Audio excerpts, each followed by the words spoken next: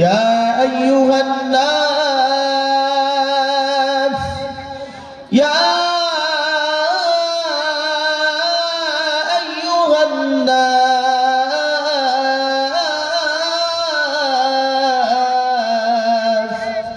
কুলু লা ইলাহা ইল্লাল্লাহ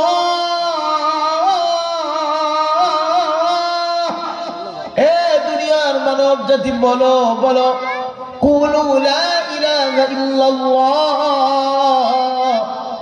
আল্লাহ ছাড়া আমাদের কেউ ইলাহ নাই আল্লাহ ছাড়া আমাদের কেউ রব নাই আল্লাহ ছাড়া আমাদের কেউ প্রতিপালক নাই আল্লাহ ছাড়া আমরা কারো কাছে মাথা নত করি না আল্লাহ ছাড়া আর কারো গোলামি করি না কথা বলেন ঠিক কিনা আমার ভাইরা আল্লাহর হাবিব সাল্লাল্লাহু আলাইহি ওয়াসাল্লামকে আল্লাহ তাআলা যখন এই মিশন দিয়ে দুনিয়ার জমিনে প্রেরণ করলেন আরবের বর্বরতা কেটে দিয়ে সমস্ত মানুষগুলোকে এক আল্লাহর গোলামিতে লাগিয়ে দিলেন তারই সূত্রধারায় এরকম ভাবে এদেশেও আমাদের এশিয়া মহাদেশের ভিতরে আপনারা জানেন পাকিস্তান যখন বাংলাদেশের মানুষের উপরে জুলুম নির্যাতন শুরু করেছিল ওলামায়ে কেরাম তৎকালীন সময়ে গর্জে উঠেছিলেন আহারে ওলামায়ে কেরাম তৎকালীন সময়ে নেতৃত্ব দিয়েছিলেন আলহামদুলিল্লাহ তৎকালীন নেতৃত্বের দেওয়ার মাধ্যমে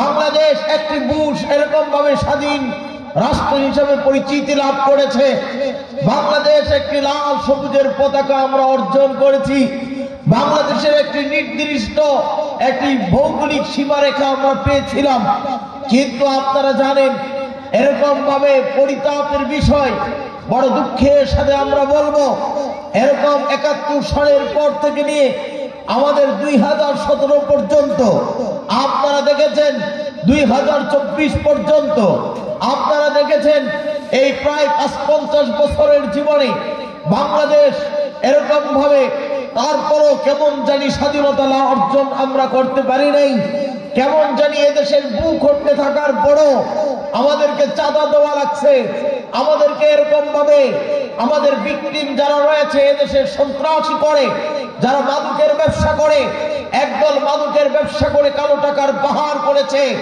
আবার কেউ জুলুম নির্যাতন করে অপরের ক্ষেতের ভিতরে বালু ফালিয়ে দিয়ে এরকম ভাবে আপনাদের এই কায়েতপাড়ার অসংখ্য মানুষের ভূখণ্ডকে তারা দখল করেছে শুধু তাই নয় আমরা আমাদের রূপগঞ্জের রাজনীতির জীবনে দেখেছিলাম অস্ত্রের ঝঞ্ঝনানি দেখেছি এরকম ভাবে ধনী লোকদের এরকম ভাবে তাদের অহংকার তাদের দাপট দেখেছি রূপগঞ্জের নিরীহ মানুষগুলো শুধু আফসোস করে আল্লাহর দিকে তাকিয়ে কান্না করেছিল কথা বলেন ঠিক কিনা আমার ভাইয়েরা রূপগঞ্জের নিরীহ মানুষগুলো যাদের জায়গা সম্পত্তির উপরে বালু ফেলে দিয়ে বালু এরকম দখল করে নিয়েছিল আপনার পাশে অন্যায় হতো কাউকে বলার কোনো সাহস ছিল না এরকম ভাবে দোকান থেকে অনায়াসে চাঁদা নিয়ে যেত আপনারা দেখেছেন আমাদের রূপগঞ্জের রাজনীতি সহ গোটা বাংলাদেশের একটা চিত্র আমরা দেখেছিলাম কথা বলেন ঠিক কিনা আমার ভাইদেরকে আজকে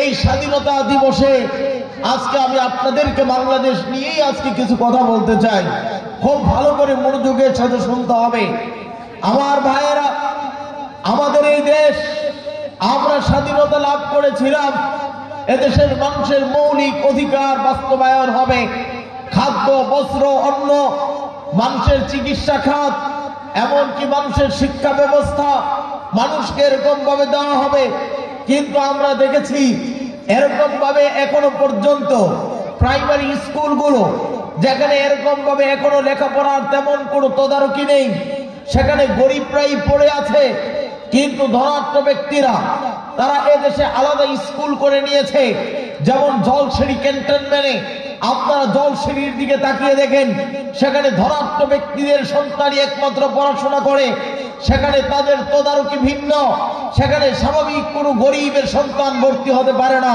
কথা বলেন ঠিক কিনা এই জলসিঁড়ি ক্যান্টনমেন্ট তারাও আমাদের রূপগঞ্জের অসংখ্য জায়গা দখল করে নিয়েছিল এই আমরা দেখেছি এই আর্মিদের বর্বরতা তারা এদেশের রূপগঞ্জের মানুষের উপরে গুলি বর্ষণ করেছিল হাজার রূপগঞ্জের মা বোনদেরকে হাজারো যুবকদেরকে হত্যা করা হয়েছিল, তার বিচার তো আমরা কখনো দেখিও নাই, পাইও নাই। বরঞ্চ আমরা তো এই জিনিসগুলো দেখি, বাংলাদেশের মানুষ, আমরা স্বাধীন চেতনার মানুষগুলোকে তারা কেমন জানি জিম্মি করে রেখেছে। আমাদের স্বাধীনতার মানুষ, আমরা যে স্বাধীনতা অর্জন করেছি, প্রকৃতপক্ষে সেই স্বাধীনতা এখনো আমরা অর্জন করতে পারি নাই। আপনারা আমাদের পাশেই চনপাড়া দেখেছেন, যেখানে অস্ত্রের ঝনঝনানি শুরু হয়ে যায়, যেখানে মাদকের আকড়া, মাদক ব্যবসায়ীদের মূল স্থান হয়েছে। আপনারা জানেন পুরা রূপগঞ্জের এই মাথা থেকে ওই মাথা পর্যন্ত ভৌগোলিক সীমানায়, সেই দাউদপুর থেকে নিয়ে আমাদের ডেমরা ব্রিজ পর্যন্ত, সেই তারাবু পৌরসভা থেকে নিয়ে কায়েতপাড়ার নাওরা পর্যন্ত আমাদের এই ভৌগোলিক সীমানার ভিতরে আমরা দেখতে পাচ্ছি, আহারে, যারা এই রূপগঞ্জের নাম দিয়েছিল রূপগঞ্জ, এদেশের রূপ লাবণ্য সুন্দর। আমাদের রূপগঞ্জে একদিকে যেমন শীতললক্ষা নদী বয়ে গিয়েছে, আমাদের রূপগঞ্জে একদিকে সেই পলখাল থেকে নিয়ে আপনারা দাউদপুর ইউনিয়নে দেখবেন লাল মাটির এলাকা, এত সুন্দর পাহাড়ি টিলা টিলা, এত সুন্দর।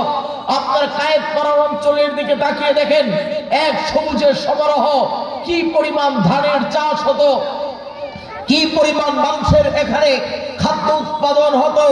কিন্তু আমরা দেখতে পাচ্ছি রূপগঞ্জের রূপ নষ্ট করে দিয়ে পুরা রূপগঞ্জকে মরুভূমিতে পরিণত করছে। কথা বলেন ঠিক কিনা?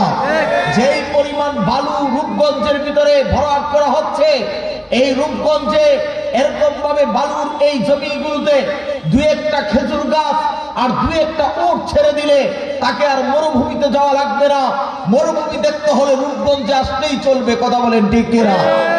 আমার ভাইয়েরা, আজকে আমরা এরকম স্পষ্ট ভাষায় বলতে চাই, আমি রূপগঞ্জের সন্তান হিসাবে রূপগঞ্জের পক্ষ হয়ে আজকে আপনাদের সামনে আল্লাহর কালাম থেকে বিষয়গুলোকে তুলে ধরতে চাই। যেই সমস্ত নেতাদের চামচামি করে আজকে তোমরা দোকান থেকে চাঁদা গ্রহণ করো, যেই সমস্ত নেতাদের চামচামি আর গুলামি করে আরেকজনের জায়গার ভিতরে গিয়ে খোটা এরকম ভাবে জায়গা দখল করে নাও, যেই সমস্ত নেতাদের চামচামি গুলামি করে তোমরা এরকম আরেকজনের উপরে অস্ত্র ঠেকিয়ে দাও, মনে রাখো কিয়ামতের দিন এমন এক অবস্থা হবে তোমাদের, রব্বে কারীম তোমাদের এই নেতা সহই তোমাকে জাহান্নামে যেতে হবে। কথা বলেন ঠিক কিনা? আল্লাহর কোরআন এই প্রসঙ্গে বলেছে, وقال الذين كفروا ربنا أرنا الذين أضلنا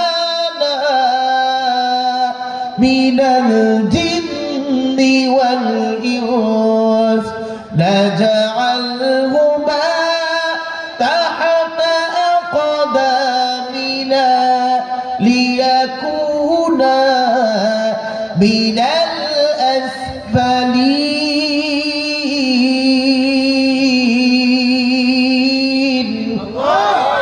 আল্লাহ সুবহানাহু ওয়া তাআলা বলেন, হাসরের ময়দানে সমস্ত হাসরবাসীদের যেদিন দ্বারা করা হবে, আমার আল্লাহ হাসরের ময়দানে নিজের কুদরতি জবান দিয়ে ঘোষণা দিয়ে বলবে, ও হাসরবাসী বল, লিমানিল মুলকুল ইয়াউম, আজকের এই হাসরের ময়দানে রাজত্ব কার, ক্ষমতা কার, আধিপত্য কার, কার হুকুম আজকে বিচার চলবে বলতো দেখি। সমস্ত হাসরের ময়দান স্তব্ধ হয়ে যাবে রে ভাই, কথা বলার সাহস নাই।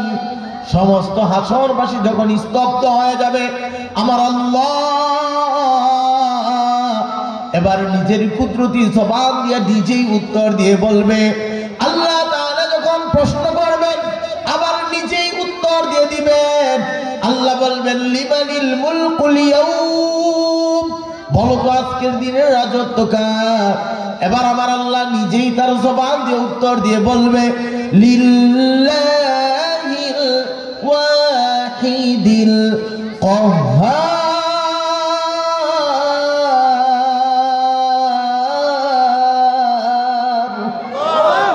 আল্লাহ সুবহানাহু ওয়া তাআলা বলবে, বান্দারে সব লিল্লাহিল ওয়াহিদিল কাহ্হার।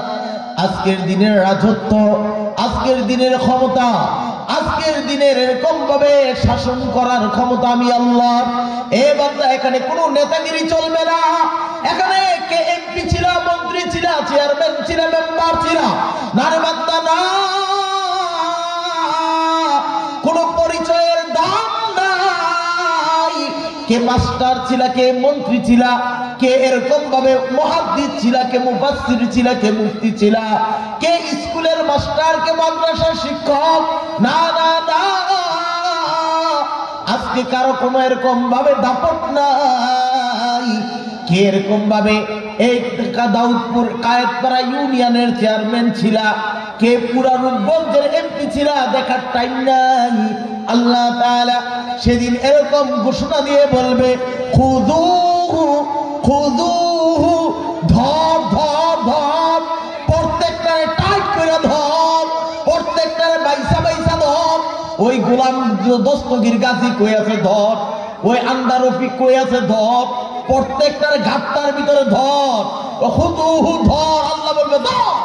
ফাগুল্লু, এগুলোর শিকল দিয়া বাঁধবে প্রত্যেকটারে, গলার ভিতরে টাইট করে বাঁধবে প্রত্যেকটারে। প্রত্যেক নেতা না, আজকে নেতাগিরি সব বার করে লাবি। কথা কোন ঠিক কিনা? আরে জোরে কোন ঠিক কিনা? আরে নেতা গো অনুই তো দুনিয়া ফেসবুকে বলাই গেছে। কথা কোন ঠিক কিনা? অনুই তো নাই এই নেতা খেতা। আর দিন তো আর বড় বাহির দিছে। আল্লাহু আকবার কোনটা? আমার ভাইরা, রব্বে কারীম যখন বলবে খুযুহু, ধর, ফাগুল্লু, এগুলোকে শিকল দিয়া গলার ভিতরে বেরিবাদ ভালো করে টাইট করে বাঁধবে। এবার আল্লাহ তাআলা বলবেন, সুম্মাল জাহিম সাল্লু, জাহান্নামের দিকে ধাক্কা ধাক্কা এগুলোকে জাহান্নামের দিকে নিয়ে যা। যারা মানুষের উপরে জুলুম করেছিল, যারা মানুষের জমির উপরে এমনি বালু ফেলে দিয়েছিল, যারা মানুষের অধিকার থেকে বঞ্চিত করেছিল, যারা এরকম ভাবে সে আওয়ামী লীগ করতো, আরেকজন বিএনপি করার কারণে বাড়ি ঘরে থাকতে দেয় নাই, আরেকজন ইসলামী আন্দোলন চরমনাই করার কারণে বাড়িতে থাকতে দেয় নাই, এরকম জামাত শিবির করার কারণে বাড়িতে থাকতে দেয় নাই। আরে তাদের দাপটগিরি কই কই?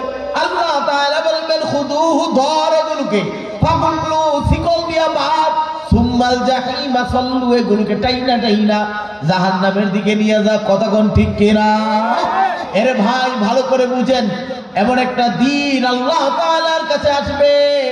সেদিন যুবকগুলো, আরে আমার চম্পাড়ার যুবকগুলো কেঁদে কেঁদে বলবে, ওয়াকালাল্লাযীনা কাফারু রাব্বানা আরিনাল্লাযীনি আযাল্লানা। আল্লাহ, যারা যায় আমাকে গোমরা করে দিল, আল্লাহ যার কারণে আমি পথভ্রষ্ট হয়ে গেলাম, আল্লাহ যার কারণে আমি জাহান্নামে চলে আসলাম, আল্লাহ ওই নেতাগুলো কই? যেই নেতা আমাদেরকে লাঠি হিসেবে ব্যবহার করছে, কিছু হলেই চম্পারা খবর দিছে, যা কয়েকজন 20-25 জন পোলাপান লয়ে আয়, যা 100 জন পোলাপান নিয়ে আয়। আর এই যুবকগুলো কেঁদে কেঁদে আল্লাহর কাছে বলবে, আল্লাহ, আমার নেতা ওই আন্ডার রফিক আমারে এরকম কাজ করাইছে, আল্লাহ আমারে গাজী আমারে এই কাজগুলো করাইছে, আল্লাহ আজকে তারা কই আমারে দইরা আনেন, এগুলো দইরা আনেন, আমি এগুলো সারা জাহান্নামে যাবো না। কোথায় যাবে না? জোরে কোন না? জাহান্নামে যাবে না। আরে ওই ওয়ার্ডের নেতা খেতারা ভালো করে শুনেন, ভালো করে কান সোজা করে শুনেন, আল্লাহ তাআলার জাহান্নাম থেকে বাঁচার উপায় নাই। তুমি যেই ছাত্রের মাধ্যমে অপকর্ম করিয়েছো, এই যুবক তোমাকে ছাড়া জাহান্নামে যাবে না। ওয়াকালাল্লাযীনা কাফারু রাব্বানা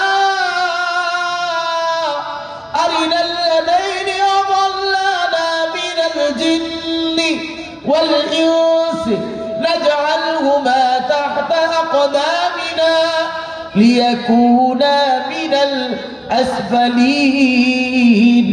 সেদিন মানুষগুলো, জাহান্নামীগুলো কেঁদে কেঁদে বলবে, আল্লাহ, যারা আমার এই জাহান্নাম পর্যন্ত নিয়ে আসছে, আল্লাহ আমি জুলুম করার কারণে, আল্লাহ ওই নেতাদেরকেও আমাদের সাথে জাহান্নামে দেন।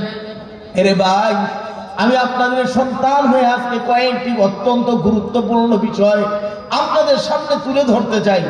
বড় ব্যথা নিয়ে, দিন বড় ব্যথা নিয়ে আজকে এই কথাগুলো বলতে চাই। আমরা দেখেছি স্বাধীনতা অর্জন করার পরে একদল এই দেশটাকে, এই দেশের মানচিত্রটাকে ছিঁড়ে ফিরে খেয়েছে। যে যেভাবে পেরেছে তারা ওইভাবেই এই দেশটাকে এরকম ভাবে বক্ষণ করেছে। আমরা দেখেছি দুই ফ্যামিলির কাছে, এক জিয়া ফ্যামিলি আরেক মুজিব ফ্যামিলি, এই দুই ফ্যামিলির কাছে পুরা বাংলাদেশের মানুষগুলো কেমন জানি বন্দী হয়ে গিয়েছি। কথা বলেন ঠিক কিনা? একজন হচ্ছে তার বাবার দোহাই দিয়ে রাজনীতি করে, আরেক দল তাদের স্বামীর দোহাই দিয়ে রাজনীতি করে, অথচ মুদ্রার এপিট কপিটের কোন পার্থক্য নাই। কথা বলেন ঠিক কিনা? এই দলগুলো দিন দিন ভাবে আমরা দেখেছি এই জালেম স্বৈরাচার শেখ হাসিনাকে আমরা যখন মাঠে ময়দানে থেকে এই বৈষম্য বিরোধী ছাত্র আন্দোলনের মাধ্যমে আপনারা দেখেছেন আমাদের চরমনার আমির শেখ এরকম ভাবে আমাদের শেখ চরমনাই সৈয়দ ফয়জুল করিমের নেতৃত্বে আমরা 5 তারিখে সর্বপ্রথম এরকম ভাবে এই কারফিউ ভেঙে, ব্যারিকেড ভেঙে আমরা যখন সেই গণভবনের দিকে এগিয়ে যাচ্ছিলাম, আপনাদের সামনে বাস্তবতার ইতিহাস তুলে ধরি। 29 তারিখ আপনারা দেখেছেন আমাদের নারায়ণগঞ্জের চাষারায় যেখানে সবচেয়ে বেশি যুদ্ধ হয়েছিল এই শামীম ওসমানের পরিবারের সাথে, আপনারা দেখেছেন সেখানে পুলিশের গাড়ি পোড়ানো হয়েছিল। আপনারা দেখেছিলেন সেখানে বড় বড় আওয়ামীদের সাথে আমাদের যুদ্ধ হয়েছিল। আপনারা আশ্চর্য হবেন, আমার ডান পাশের একজন সাথে সাথে মাথায় গুলি খেয়েছে, আল্লাহ আমাকে হায়াতে বাঁচিয়ে দিয়েছেন। এই জন্য হয়তো আমি, আমার মাথায় গুলি লাগে নাই, আমার ডান পাশের যিনি ছিলেন তিনি এরকম ভাবে গুলি খেয়ে সাথে সাথে পড়ে গিয়েছিলেন। আহারে, এই লোকটাকে রক্তে ভেজা এই মানুষকে নিয়ে আমরা হাসপাতালের দিকে রওনা হই, কিন্তু বাস্তবতা এমন কঠিন। আমরা এত কষ্ট করে সেই 71-এর পর থেকে পাকিস্তান হানাদার বাহিনী থেকে দেশকে স্বাধীন করলাম, তারপরও স্বাধীনতা পাই নাই। এই আওয়ামী স্বৈর শাসক থেকে আমরা এই দেশকে রক্ষা করলাম, আমরা এরকম 5 তারিখের গণ অভ্যুত্থান করলাম, কিন্তু এরপরও দেখছি আরেকটা দল ক্ষমতায় বসার আগেই আবার তারা চাঁদাবাজি শুরু করেছে, টেন্ডারবাজি শুরু করেছে, জায়গায় জায়গায় শুধু হাত পরিবর্তন করছে। কথা বলেন ঠিক কিনা?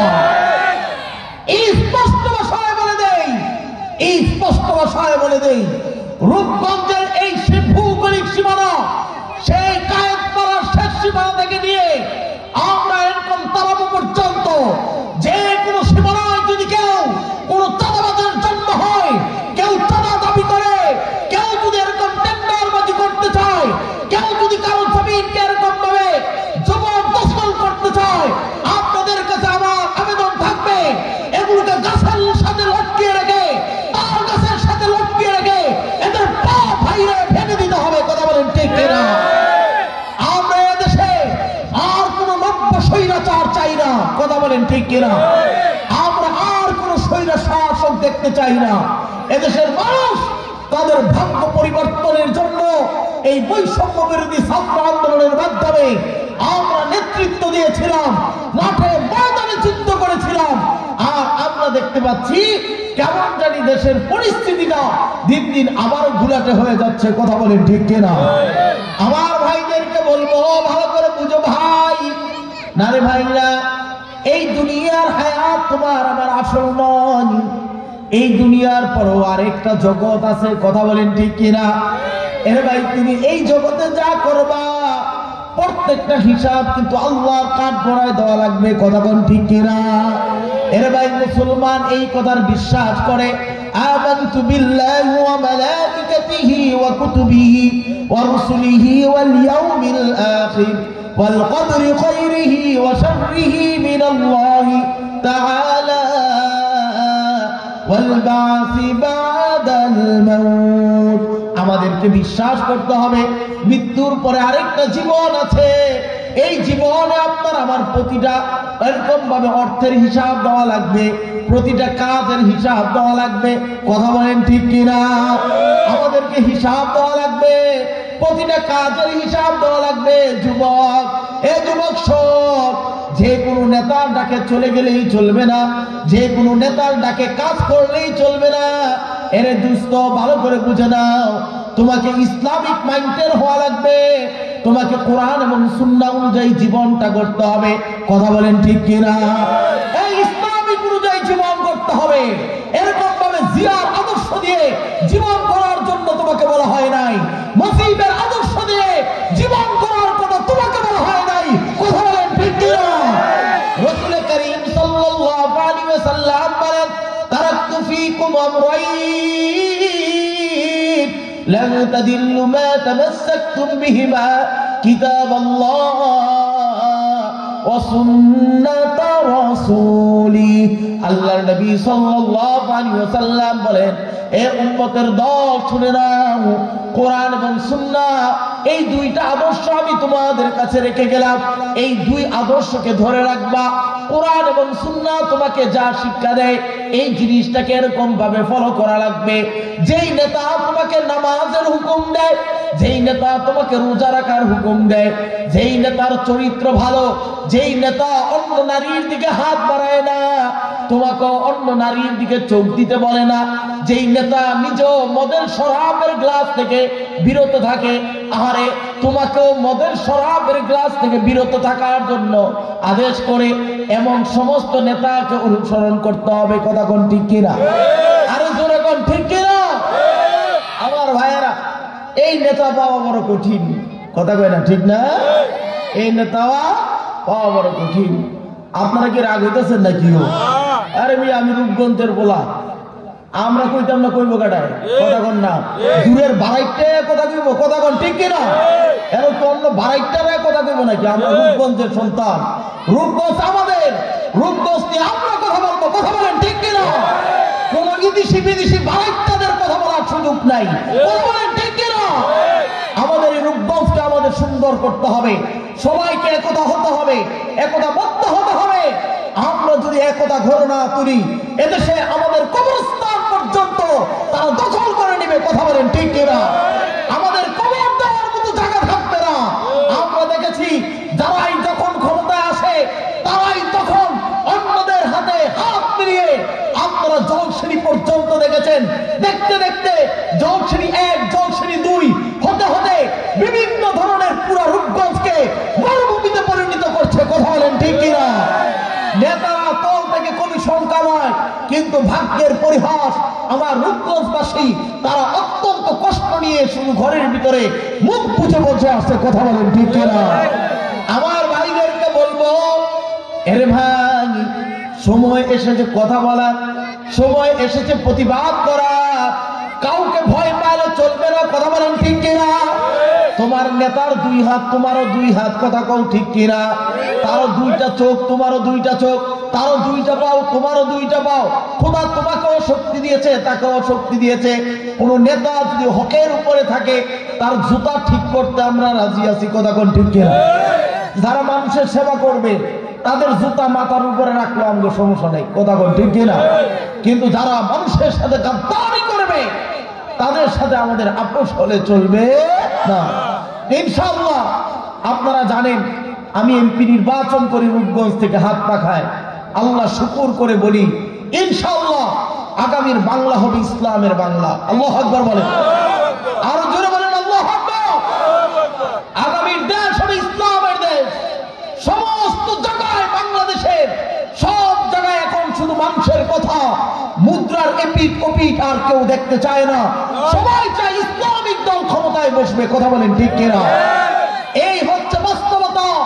আমার ভাইদেরকে বলবো, আগামীর নির্বাচনে যদি আমরা ইসলামিক দলগুলো ক্ষমতায় আসি, ইনশাআল্লাহ আমরা জনগণের খাদেম হব, আমরা জনগণের খাদেম হব। আপনাদের মান, আপনাদের জান মাল ইজ্জতের আপনার রক্ষা করার জন্য নিজের শরীরের শেষ রক্তবিন্দু দিয়ে আমরা চেষ্টা করব। কথা বলেন ঠিক কিনা? আমার ভাইয়েরা, আপনারা জানেন হয়তোবা ওই তাদের মতো কালো টাকা দেওয়ার মতো তৌফিক আমাদের নাই। আমরা যে আপনাদের ঘরে গিয়া 2000 3000 করে মাথা পিছে কালো টাকা ছড়াবো, এটা হবে না। ওরা এটাকে হারাম মনে করে। তবে সত্য এটাই, যদি আপনারা সামান্য লোককে এরকম ভাবে বিরত করতে পারেন, ইনশাআল্লাহ ইনশাআল্লাহ এদেশের আকাশে কালেমার পতাকা উড়বে ইনশাআল্লাহ। কথা বলেন ঠিক কিনা? কোন একদিন এদেশের আকাশে কালিমার পতাকা উড়বে, সেদিন সবাই খোদাই বিধান পেয়ে দুঃখ বেদনা ভুলবে। কথা কোন ঠিক কিনা? এরে ভাই, আল্লাহ তাআলা যদি চাই বাংলাদেশে একদিন ইসলাম কায়েম হয়ে যাবে, সেই দিন বেশি দূরে নয়। মানুষের ঘুম ভেঙে গেছে, মানুষ এখন সত্য মিথ্যা পার্থক্য করতে শিখেছে। কথা কোন ঠিক কিনা? আমার ভাইরা, এই জন্য আল্লাহ সুবহানাহু ওয়া তাআলা বলেন, وقال الذين كفروا ربنا أرنا الذين أضلانا من الجن والإنس نجعلهما تحت أقدامنا ليكونا من الأسفلين।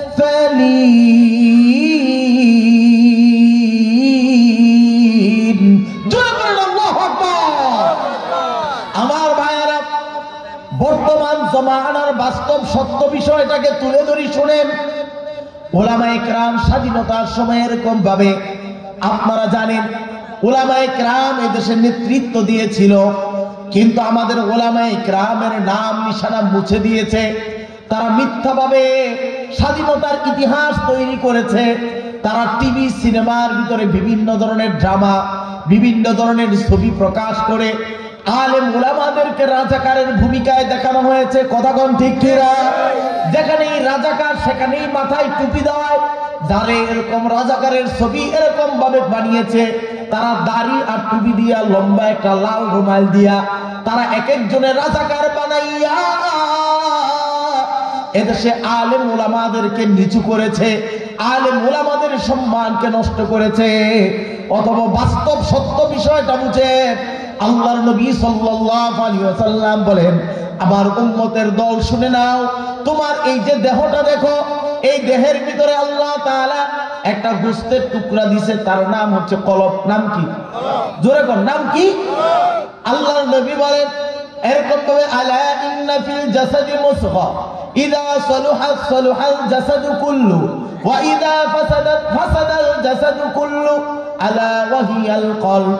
আল্লাহর নবী বলেন, কারো দেহের ভিতরে কলবটা যদি সুস্থ থাকে, তার পুরো শরীরটাই সুস্থ। আর যদি কারো কলবটা অসুস্থ হয়, তার পুরো দেহটাই অসুস্থ। আল্লাহর নবী বলেন, দেহের ভিতরে যেমন একটা কলব আছে, পুরা এই জাতির কলবের নাম হচ্ছে আলেম উলামা। আল্লাহু আকবার বলেন। উলামায়ে কেরাম হচ্ছে এই জাতির কলব। আপনাদের কলব হচ্ছে আলেমরা।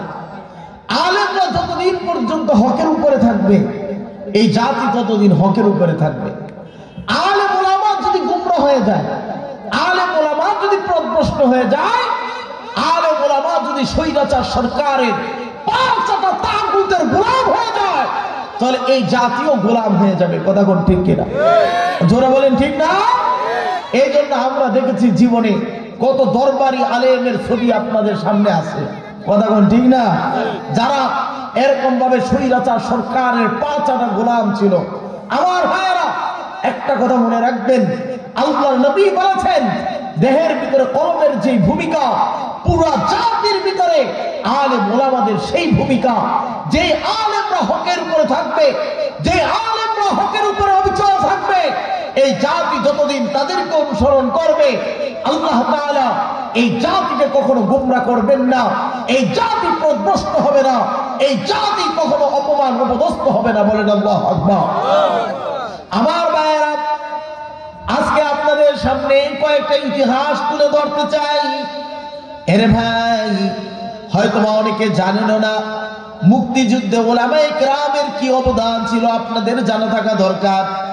আমার ভাইয়েরা, এরকম ভাবে কুমিল্লা, আপনারা জানেন এরকম ভাবে যখন স্বাধীনতা যুদ্ধ হয়েছিল সেখানে আমাদের একজন এরকম ভাবে আলেমদের ভিতরে যার নেতৃত্বে সেখানে এরকম ভাবে আল্লাহ তাআলা বিজয় দিয়েছিলেন, সেই আলেমের নাম হচ্ছে জনাব মফিজুর রহমান। তিনি তৎকালীন সময়ে পুরা কুমিল্লা এরকম ভাবে নেতৃত্ব দিয়েছিলেন। সেই আলেম তিনি এরকম ভাবে আমাদের ঢাকা লালবাগ কেল্লা মাদ্রাসা থেকে জালালাইন পর্যন্ত পড়াশোনা করেছিলেন। তার নেতৃত্বে যখন তিনি সেখানে এরকম ভাবে মুক্তিযুদ্ধ করেন, এরকম ভাবে 1395 জন পাক হানাদার বাহিনী তার কাছে অস্ত্র জমা দিয়ে সিলিন্ডার করে তারা এই দেশে এরকম ভাবে আত্মসমর্পণ করেছিল। শুধু তাই না, জায়গায় জায়গায় আপনারা উলামায়ে কিরামের অবদান দেখবেন। উলামায়ে কিরাম এরকম ভাবে আমার উস্তাদ মুহতারাম হযরত মাওলানা কামরুজ্জামান সাহেব দামাত বারকাতুল আলিয়া, আমি হুজুরের সরাসরি ছাত্র, হুজুরের কাছে আমি কুতুরি পড়েছি, হুজুরের কাছে আমি এরকম ভাবে কি বলে আমাদের একটা শেরের কিতাব আছে গুলিস্তা, এর লেখক হচ্ছেন আল্লামা এরকম শেখ সাদুর রহমতুল্লাহি আলাইহি। এই কিতাবগুলো আমরা আমার উস্তাদের কাছে পড়েছিলাম। হুজুরের কাছ থেকে অনেক মুক্তিযুদ্ধের ইতিহাস শুনতাম, বাস্তব ইতিহাসগুলো শোনেন। এদেশে আপন জনগণ তাদের রক্ত দিয়ে তাদের জান মাল দিয়ে যুদ্ধ করেছিল। আপনারা জানেন তৎকালীন সময়ে শেখ পরিবার কেউ নেতৃত্বে একবার তিনি ভাষণ দিয়েছিলেন, পাকিস্তানের জেলখানায় তিনি বন্দী ছিলেন, কিন্তু এদেশের আপাম জনগণ তারা যুদ্ধ করেছে, তারা এরকম ভাবে নিজের জান দিয়েছে, রক্ত দিয়ে এদেশের স্বাধীনতা ফিরিয়ে এনেছে। কিন্তু আমরা দেখেছি আলেম ওলামাদের নামগুলোকে তারা এমন ভাবে মুছে ফেলেছিল, জায়গায় জায়গা থেকে সমস্ত আলেমদের নাম মুছে দিয়েছে যাতে করে স্বাধীনতার ইতিহাসের ভিতরে আলেমদের নাম না থাকে। আপনাদেরকে একটি তথ্য আপনাদেরকে শোনাতে চাই। আপনারা জানেন এরকম বাংলাদেশের একজন প্রখ্যাত আলেম দ্বীন ছিলেন সদর সাহেব রহমতুল্লাহি আলাইহি, যাকে এরকম ভাবে সেই গহরডাঙ্গা মাদ্রাসার সম্মানিত প্রতিষ্ঠাতা আপনারা জানেন এরকম ভাবে গহরডাঙ্গা হুজুর, যারা এরকম সদর সাহেব হুজুর নামে এরকম ভাবে পরিচিত সারা বাংলাদেশের মানুষের কাছে। আমার ভাইয়েরা এরকম ভাবে হযরত যখন তিনি লালবাগ মাদ্রাসায় ছিলেন, আপনাদের জানা থাকা দরকার তৎকালীন সময়ে পাকিস্তানিদের সাথে যখন যুদ্ধ এরকম ভাবে নির্বাচন হয়েছিল, নির্বাচনে যখন তাদেরকে ভোটের অধিকার দেওয়া হয় নাই, তৎকালীন সময়ে এই দেশ থেকে শেখ মুজিবুরকে এরকম ভাবে শেখ মুজিবুর রহমানকে পাকিস্তানের পার্লামেন্টে ডাকা হয়েছিল, সেখানে তাকে বক্তব্য দেওয়ার জন্য, তাদের অভিব্যক্তি তুলে ধরার জন্য তিনি গিয়েছিলেন আমাদের এরকম ভাবে সদর সাহেব হুজুরের কাছে। সদর সাহেব হুজুর এরকম ভাবে তার যখন গিয়েছিল হুজুরের সাথে দেখা করার জন্য, তখন শেখ মুজিবুরের গালে দাড়িও ছিল না, টকবকে যুবক ছিল। পড়ে দেখেন হুজুরের ইতিহাস। আমার ভাইয়েরা তিনি বললেন যে পাকিস্তান আলেম ওলামাদের দেশ, সেখানে অনেকে আছে, তাদের সামনে দাঁড়িয়ে কি বক্তব্য দিব। সদর সাহেব এরকম ভাবে তার সাথে কথা বলে হুজুর তাকে একটা কোট হাদিয়া দিয়েছিলেন। হুজুর যে কোটটা পড়তেন এই কোটটা তাকে এরকম পরিয়ে দিয়েছিলেন, যে এই কোটটা বর্তমান আওয়ামী লীগের এরা এরকম ভাবে কালো, যেটাকে মুজিব কোট বলে, আসলে এটা সদর সাহেব হুজুর তাকে তৎকালীন সময়ে পরিয়ে দিয়েছিলেন। বলেছিলেন তুমি যখন পার্লামেন্টে সেখানে গিয়ে বক্তব্য দিবে এই কোট পরে কথা বলবে। তারা এটাকে বানিয়েছিল মুজিব কোট নামে। আমার ভাইয়েরা উলামায়ে কিরামের তৎকালীন সময়ে আল্লামা এরকম মাওলানা ভাসানী, পৃথিবীর বাংলাদেশের যিনি এরকম স্থপতি, যারা এরকম ভাবে প্রথম সারির নেতৃত্ব দিয়েছিলেন, ভাসানী সাহেব যখন সভাপতি দলের, তখন মাত্র শেখ মুজিবুর রহমান দলের সেক্রেটারি। কিন্তু দেখেন আলেমদেরকে মাইনাস করার জন্য কিভাবে আস্তে করে তাকে সভাপতিকে বাদ দিয়ে সেক্রেটারি সাহেবকে সারা বাংলাদেশের কাছে পরিচিত করা হয়েছিল। শুধু তাই না, সারা বাংলাদেশে উলামায়ে কিরামদেরকে আমাদেরকে বানানো হলো। আমরা এরকম ভাবে কি বলে রাজাকার, ৭১-এর রাজাকারের ছবি আমাদেরকে দেখানো হলো। এমনকি এদেশের নানান ধরনের ফতুয়াবাজির ভিতরে একজন কেউ যদি মেয়েকে ছেড়ে দেয়, তালাক দিয়ে দেয়, সেখানে দেখানো হয় মাওলানা মৌলবীরা সেখানে গিয়ে বলে তোমার বউ তালাক হয়ে গেছে, আমার সাথে রাত কাটাতে হবে, তারপরে তোমার বউকে আবার তুমি হালাল করে নিতে পারবে। এই দেশের শিল্পী অঙ্গনরা, এদেশের চলচ্চিত্র জগৎ, তারা আমাদের উলামায়ে কেরামকে যতটুকু নিকৃষ্ট পর্যায়ে পৌঁছানো যায়, মানুষের চক্ষু থেকে আমাদেরকে কিভাবে বেজ্জতি করা যায়, আলেমদেরকে বানানো হলো রাজাকার, আলেমদেরকে বানানো হলো নারী ডুবি, আলেমদেরকে বানানো হলো এদেশের জেম্বি, এদেশের সন্ত্রাসী, আলেমদেরকে বানানো হয়েছে। আপনারা এত প্রায় 100-র উপরে 150 মানুষ আপনারা এখানে বসা আছেন, আল্লাহকে সাক্ষী রেখে আপনারা আমার সাথে একটা কথা বলেন তো দেখি, আপনাদের মসজিদের ইমাম যিনি আছেন, আপনাদের এলাকার যে আলেম ছেলেরা আপনাদের এখানে আছেন, আপনারা বলেন তো আল্লাহকে হাজির নাজির রেখে আজ থেকে 10 বছর আগের দিকে ফিরে যান, তার চেয়েও আরো 10 বছর আগে ফিরে যান। এখন তো আলেম ওলামাদেরকে আপনারা বেতন দেন 12,000 টাকা, 10,000 টাকা, সর্বোচ্চ 15,000 টাকা একটা মসজিদের ইমামকে বেতন দেন। আজ থেকে আরো 10 বছর আগে ইমামের বেতন ছিল 4,000 টাকা, 5,000 টাকা। কথা বলেন তো ঠিক কি না? ইমামকে আপনারা আপনাদের বাড়ি থেকে খাবার দিয়েছেন, টিফিনে ভরে আপনারা এরকম খাবার দিয়েছেন। বলেন কোন ইমাম আছে যে আপনার বাটি আপনার বাড়িতে ফেরত দিয়েছে, বলেছে আপনারা এই খাবার খেতে চাই না, হাই কোয়ালিটির খাবার আমাকে দিতে হবে না?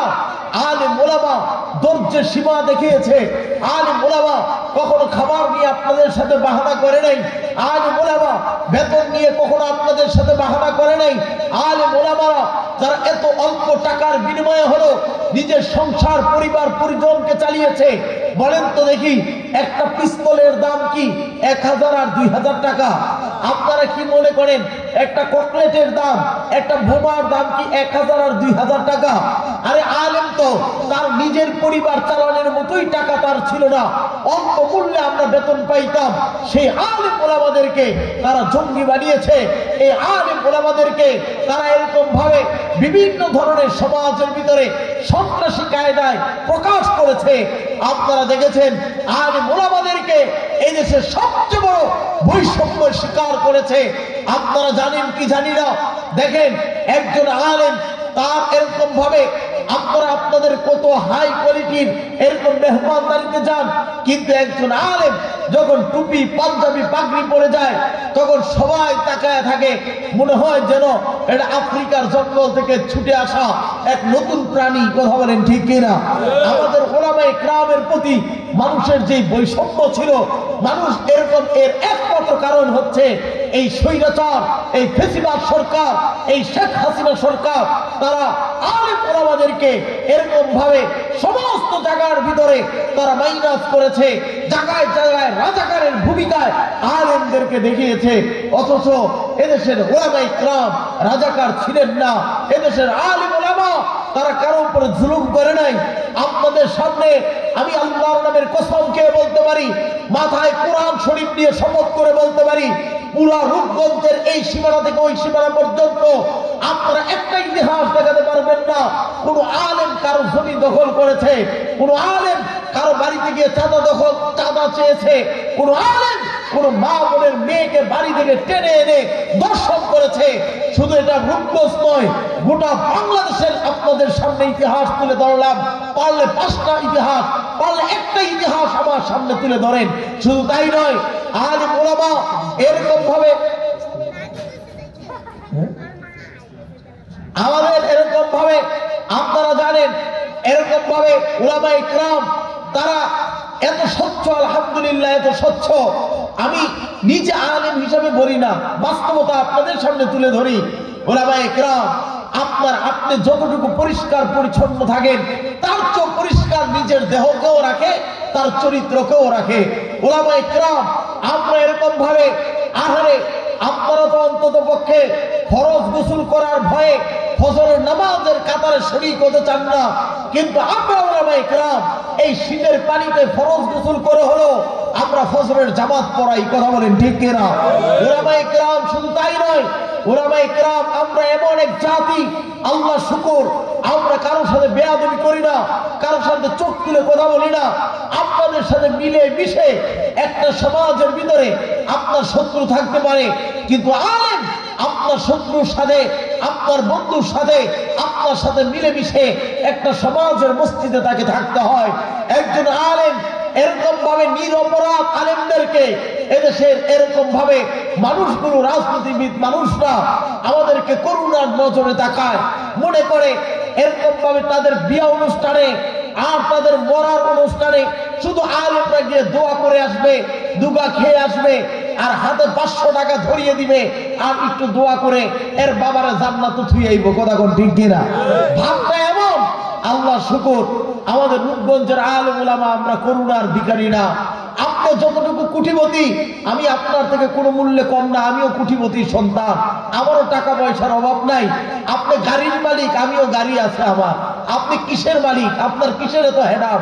আপনার এরকম ভাবে আলেম ওলামাদের দিকে আমি তো স্পষ্ট ভাষায় বলি, যারা আলেমদের দিকে করুণার নজরে তাকাবে, আলেমদের সাথে যদি এরকম ভাবে মনে করে আলেমরা আমাদের টাকার ধারস্থ, এটা আপনাদের এই ধারণা সম্পূর্ণভাবে ভুল।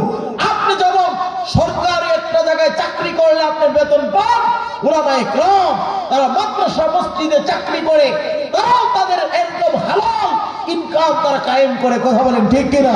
অর্জন করে। তারা কারো খেটে খাওয়া, কারো করুণার কোনো ভিখারি নয়। বরঞ্চ উলামায়ে কেরাম যদি অন্য জায়গায় চাকরি করত তাহলে তারা অবশ্যই বেতন পেত। কথা বলেন ঠিক কিনা?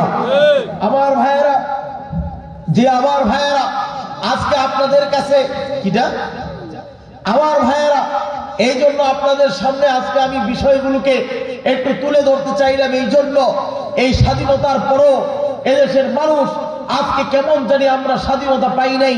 আমাদের এই দেশের মানুষগুলো কেমন জানি আলেম ওলামাদের প্রতি কেমন জানি একটা বৈষম্য তৈরি করে রেখেছেন। নিয়ত করেন ইনশাআল্লাহ যে আমরা কোনো বৈষম্য করব না। আমরা আলেমদেরকে আল্লাহর জন্য ভালোবাসবো। কার জন্য? জোরে বলেন, জোরে বলেন, কার জন্য ভালোবাসবেন? আল্লাহর জন্য ভালোবাসবেন। আমরাও আপনাদেরকে আল্লাহর জন্য ভালোবাসি ইনশাআল্লাহ। আপনাদেরকে আরেকটি বিষয় তুলে না ধরলেই নয়। আপনারা দেখেছেন টঙ্গীর ইস্তেমা ময়দানে এররাতিরা বড় এরকম ভাবে আলেম ওলামাদের উপরে হামলা করেছে। কথা কোন ঠিক কিনা?